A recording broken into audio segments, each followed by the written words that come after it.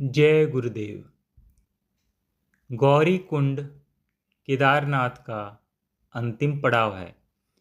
गौरी कुंड समुद्र तल से 1980 मीटर की ऊंचाई पर बसा सुंदर स्थान है। यह स्थान माँ गौरी की जन्म और तपस्या स्थली है। कहते हैं कि गौरी ने इसी स्थान पर कठोर तपस्या कर महादेव को प्राप्त किया था, जिनसे उन्हें कार्तिकेय नामक पुत्र उत्पन्न हुआ था। यहाँ जल के दो कुंड हैं। एक कुंड का पानी ठंडा है, वह अमृत कुंड या लाल कुंड कहलाता है। कहा जाता है कि गौरी ने इस कुंड में ऋतु स्नान किया था। इस कुंड में गौमुख से जलधारा आकर मिलती है। यहाँ पितरों को जलार्पण किया जाता है। दूसरे कुंड का पानी गर्म है। गौरी कुंड में पार्वती का प्रसिद्ध मंदिर है। इस मंदिर की मूर्ति में उन्हें महादेव की प्राप्ति के लिए एक टांग पर खड़े होकर तपस्या करते हुए दिखाया गया है। दूसरा प्रसिद्ध मंदिर राधा कृष्ण का है। गौरी कुंड का प्राकृतिक सौंदर्य अत्यंत प्रभावित करने वाला है। यात्रियों की सुविधा के लिए यहाँ अनेक विश्रामालय, धर्मशालाएं, होटल, लॉज, आश्रम इत्यादि हैं। यहाँ भारत सेवा आश्रम और काली कमली आश्रम की शाखाएं भी हैं, जिनमें यात्रियों से ठहरने का शुल्क तो नहीं लिया जाता, लेकिन दान स्वरूप कम से कम 500 रुपये की रसीद कटानी पड़ती है। गौरी कुंड की सुविधा की प्राय समस्त चीज़ें प्राप्त हो जाती है। खाना इत्यादि बहुत अच्छा मिलता है।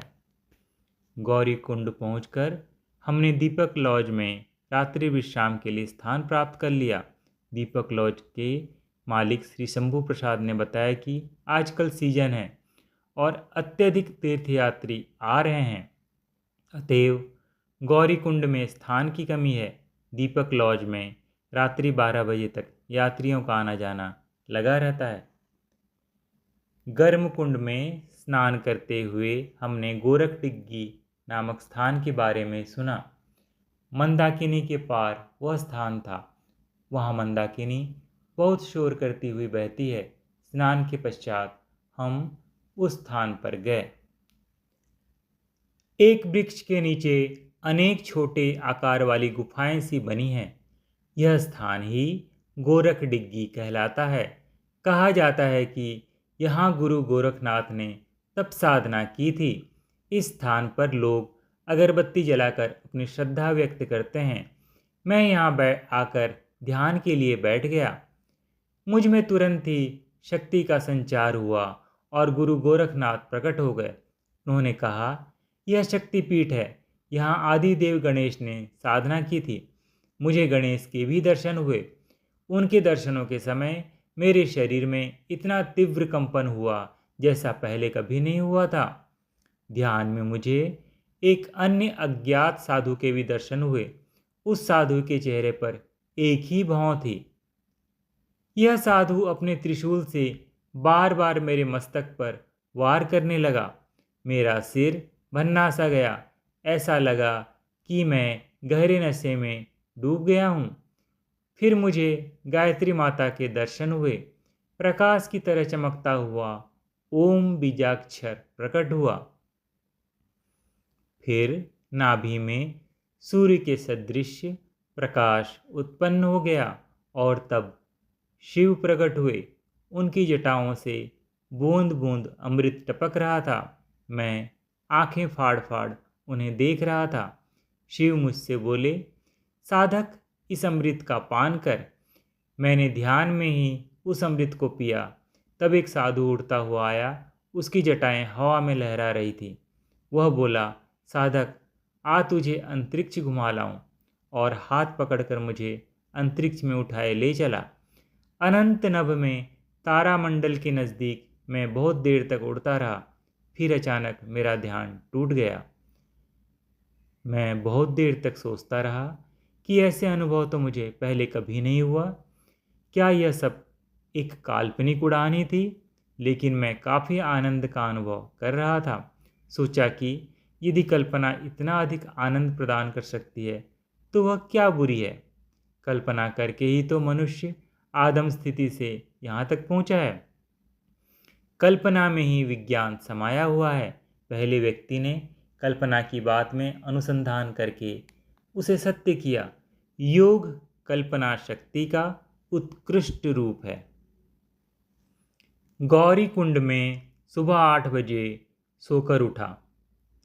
गर्म पानी से स्नान करने के पश्चात चाय पी और केदारनाथ जाने के लिए तैयारी करने लगे। रविंद्र को मैंने एक बैग में कुछ गर्म कपड़े, दवाइयाँ, चूर्ण, बरसाती और छतरी आदि रख लेने का निर्देश दिया। अपना बड़ा बैग हमने लॉज के लॉक रूम में ही जमा करवा दिया था। उन्होंने 5 रुपए की रसीद काटी।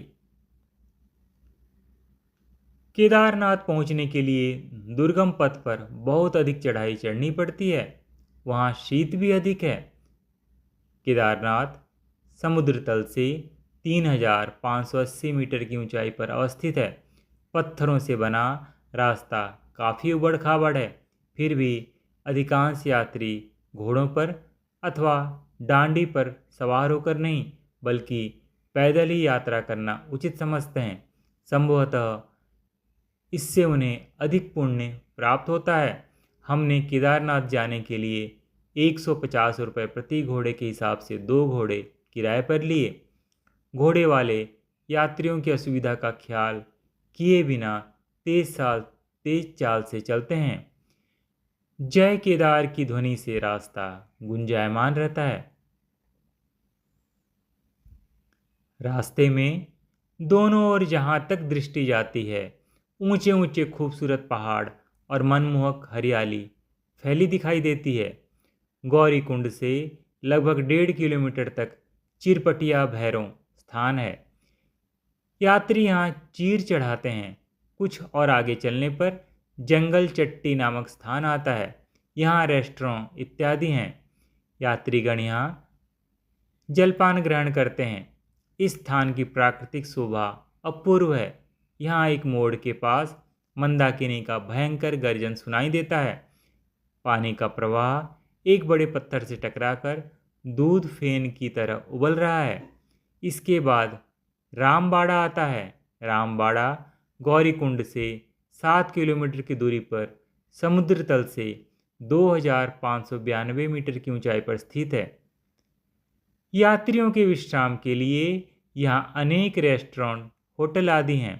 रामबाड़ा में बिरला भवन की शाखा भी है। ढाबे टाइप होटल अधिक संख्या में हैं।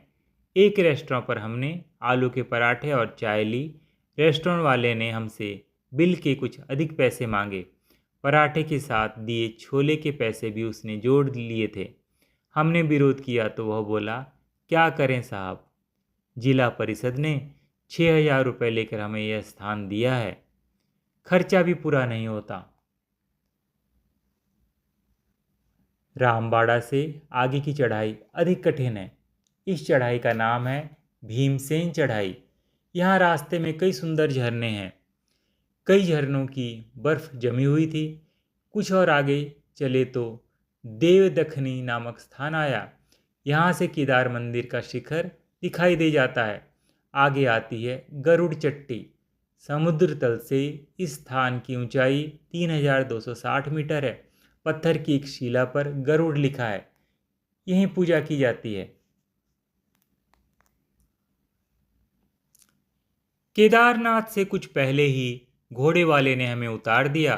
उन्हें उस स्थान से आगे जाने की अनुमति नहीं थी। राह में हमसे जिला परिषद द्वारा 20 रुपये प्रति यात्री के हिसाब से कर के रूप में वसूल किए गए, जिसके बारे में कहा गया कि यह रुपया घोड़ों के रखरखाव और कुलियों की शुश्रूषा में व्यय होता है। लो आखिर हम केदारनाथ पहुंच ही गए। केदारपुरी की शोभा अवर्णनीय है। बर्फ से ढकी हिमालय की चोटियाँ और नाना प्रकार की हरियाली का सौंदर्य मन तृप्त कर अव्यक्त दिव्य भावों से भर देता है। पर्वत शिखरों से अटखेलियाँ सी करते बादलों को देखकर हम हर्ष विभोर हो गए।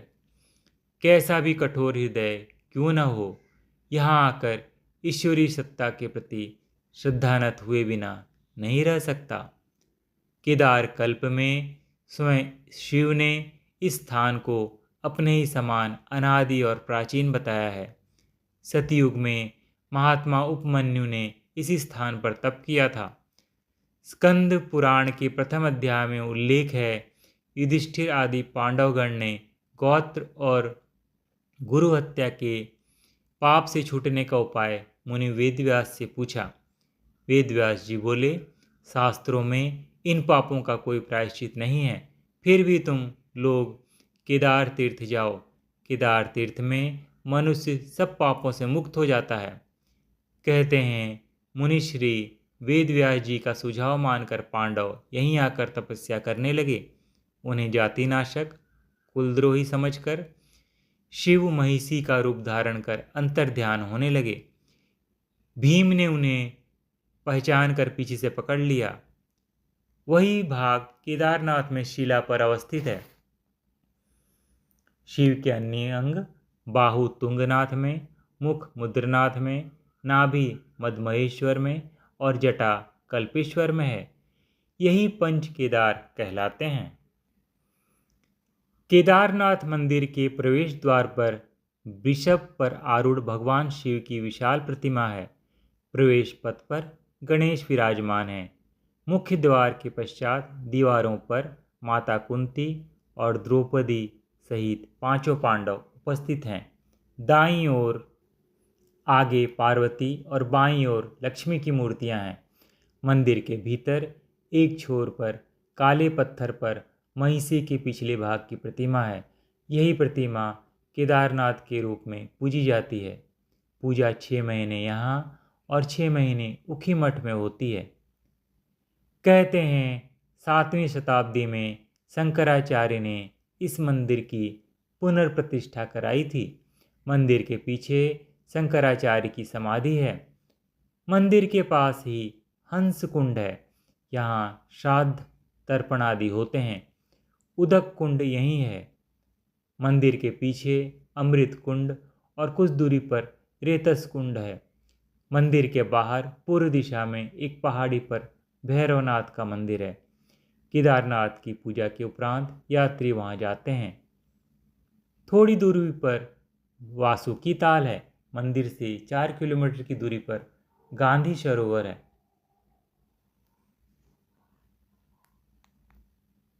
जय गुरुदेव।